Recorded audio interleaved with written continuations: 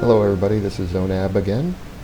It's been about a month since my last, actually more like 5 or 6 weeks since my last video. I've been a little bit lax over the holidays. I want to get into a regular routine. I'm standing here in Coronet, which is the official capital of Star Wars Galaxies, and it's usually where most of the stuff is going on. I've got myself all buffed up, and I'm going to head over to Yavin and grind my rifleman and ranger skills. Let's see. Yavin, and I like mining.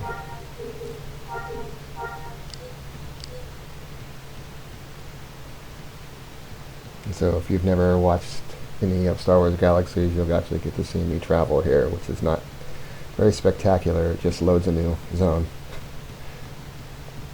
And while I grind, I figured I'd talk a little bit more about some nostalgia.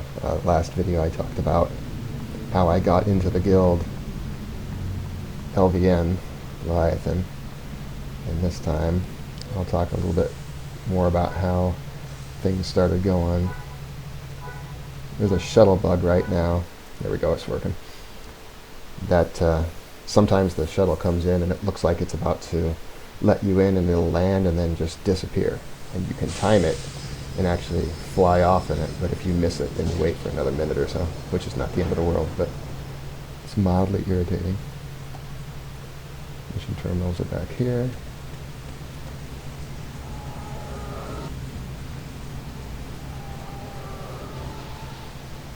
Let's see. And head to the south.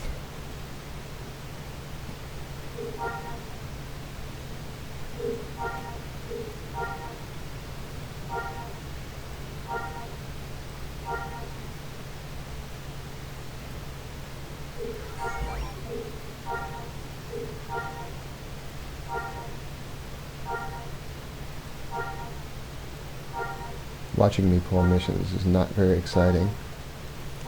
Anybody who's ever played Galaxies knows this drill. There we go.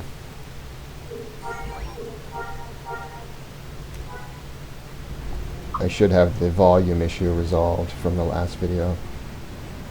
That was problematic, to say the least. So anyway, like I said, in the last video I had joined Leviathan round about, I guess, the first week of January 2005, about a week or 10 days after I started playing Galaxies. And we had this, by the way, is Yavin 4.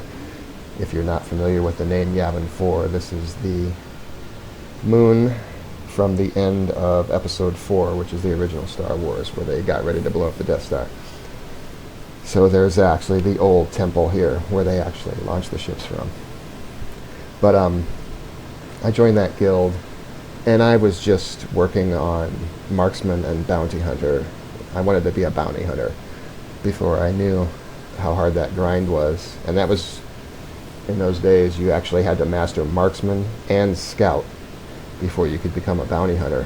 So I had to do both of those complete trees, which today would take about 2 days, even if I had very limited playtime. Back then it took me 2 weeks because I didn't know what I was doing. But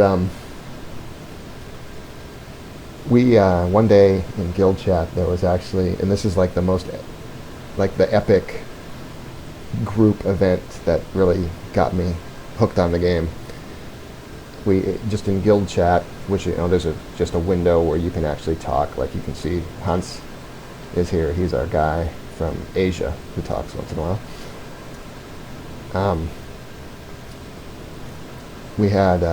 We sometimes got together and ran missions right out of Mos Phoenix, the city on Tatooine. And this one particular day, there was a call for people to participate. Eat my foods here. In a group event, because we had a character who was doing his Jedi Village exit quest. And he, let's see what these guys are doing. Okay. Get up. And so that quest, if you're unfamiliar, the way you become a Jedi in Star Wars Galaxies is that you do a certain number of steps to become Force sensitive, and then you get a visit from a character called, an NPC character called an old man. He gives you a holocron, and then shortly after that, 2 Sith shadows attack you, trying to steal the holocron, and you have to kill those guys.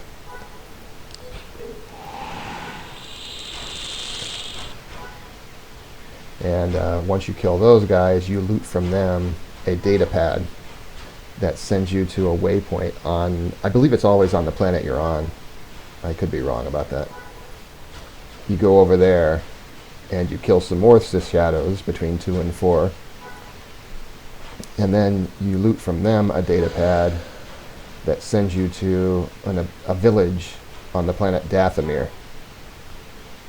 And that is the Jedi Training village. It's called Aurelia.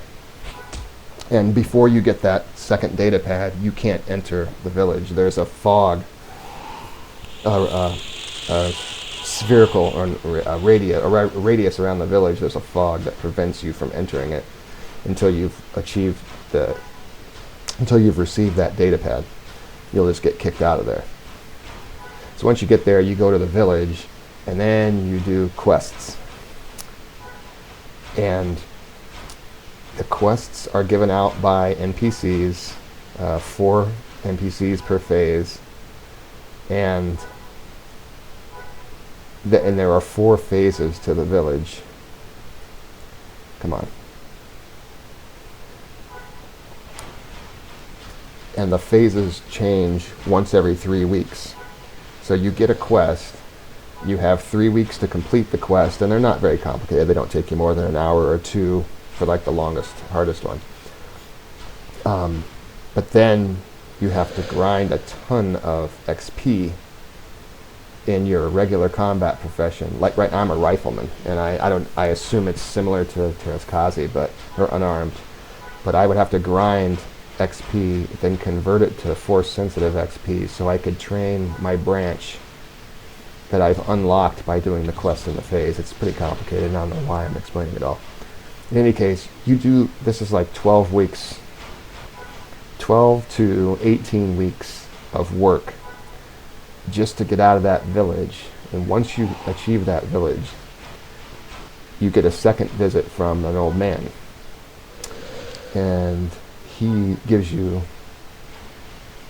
a waypoint to a site which houses a character named Melike, who's extremely tough. He has some guards, he has some shrines around him that heal everybody, and you need to bring help if you attack this guy. And once you beat this guy, you become a Jedi Padawan, and you start training Jedi experience for the first time. It's quite a long process. And on the test center, Nova, we're actually testing the village right now, and you can actually test the Melike encounter, and they're working out the kinks with that. But so anyway, back to my story. Long story short, this guy had reached his Melike mission, and he invited anybody who wanted to come and help him. And so I said, yeah, I'm in, why not? And I must have been buffed, or else we got buffed before we went, because there's no way. When I wasn't a master elite profession, there's no way I would have survived that otherwise. So we ended up going out to the extreme southwest corner of Tatooine. I'm pretty sure it was it was like southwest of Jabba's palace. Okay, those guys are dead. Man, I'm very slow at this, aren't I?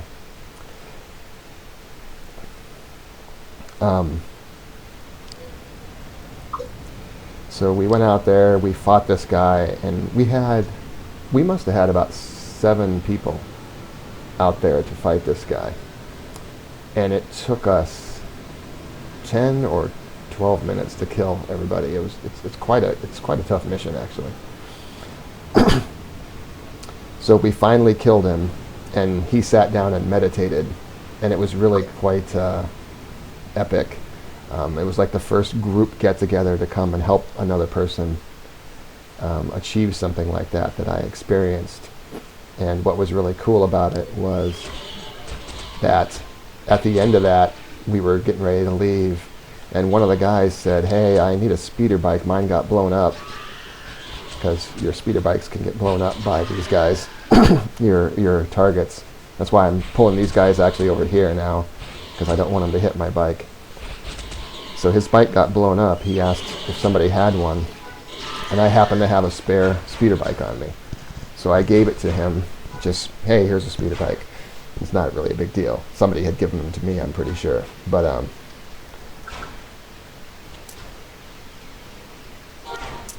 that character turned out to be a character by the name of Isaiah, and that was the first day. I'm pretty sure it was the first day. I know it's the first day I talked to him. I don't know if I had noted his name before that. And interestingly, later on in the guild, he actually became the guild leader because of some actions that occurred. And actually, I guess I'll get into that here now, because I'm just still grinding for a little while yet before work.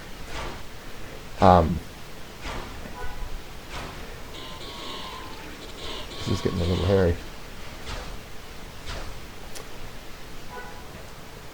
So it was cool to have met him that way, and we actually still talk about that every once in a while. It's been 10 years or whatever, but so that was pretty fun. That character's name who became the Jedi was named Omnio, and pretty much never saw him again after that, because once you become a Jedi, you can be hunted, and so you're hunted by player bounty hunters, and so Jedi could become pretty tough to find. So that was my big, like, hey, this is a team game. This is a team game, and it surprised me a lot that we could get a group together that quickly and achieve something that, and it's not incredibly difficult, but it's not just go out there like this, for example. I'm standing here talking while I'm killing these guys, and they're hitting me pretty good with this disease, but I'm not in any danger. I will sit down now for a minute. But so that was that story. The later story, interestingly, about Leviathan on Ahazi, is I was in that guild, and we just kept doing things like that. We ran group missions a lot, so we would get groups together in Mos Phoenix and just run missions, and people would generate credits, get XP, learn skills from each other. At that time, you still had to do apprenticeship XP to learn a master skill. And so as a result, groups were really handy, because you'd always have a couple of masters in what you wanted, and you could pretty easily train skills as you were grinding up without having to go to a city and find a trainer or find another player somewhere. But about the beginning of March of 2005, I was not aware of it because I didn't know the people very well at the higher levels of the guild. This guild was pretty big. There were, at the time, a couple of hundred members, and there were frequently 50 or 60 online in guild chat talking. And suddenly one day, like 3 people left the guild, and then like another 10 left. And in 3 or 4 days, about 40 people left the guild. It was just devastating. And what it had turned out happened. I guess the people that were running the guild were all friends, real life friends. And one person had stolen something, and another person got upset. The guild leader couldn't prove conclusively that any shenanigans had occurred, and this person reacted very negatively to the fact that he didn't do anything, and it got really ugly, and just everybody started quitting the guild, because it ended up being like a bunch of high school kids fighting over something stupid, and most people did not care for it one bit.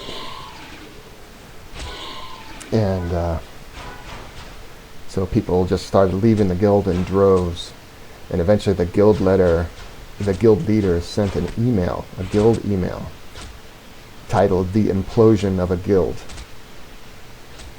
and he said that he took full responsibility for the failure, and that the guild was collapsing, and he took it really personally. He was really upset. And so, like, it was either that day or the next day after he sent that mail, he spoke to me. And he said, you know, I'm going to leave the guild. And the original founder, who was the XO of the guild, had already left the guild as a result of that. He said, I'm going to leave the guild, and so I want to put it in the hands of some people who aren't going to let it fail. So I want to appoint a character named Andrew as the guild leader, and I want you to be the second in command of the guild. And I was surprised, but I said, okay, I'll do that. And that was how I became the XO of Leviathan, about 2 months after I had joined the guild. And that went on like that for about 6 weeks. We had a meeting, Andrew and I, and we talked about what we wanted to do and what we didn't want to do, and we kept going. And the problem we ran into is he was from Denmark or Sweden, something like that, and so he would be on at hours when I wasn't on. I live in the New York time zone, and I didn't see him online very often, and when he was online, he was working on Jedi, so he was nowhere to be found. And we couldn't get anything done in the guild because it was really hard to get things organized. And I got pretty disgusted. And as a result, I'm not sure what, I think I couldn't even talk to him about leaving the guild, and I think I just left the guild. Sent him an email and said I was done and left the guild. And this was about beginning of April or April 15th, something like that. And so it turned out that weekend he left the guild also. And he gave the guild leadership to Isaiah, the guy who I'd given the soup to a couple of months before that.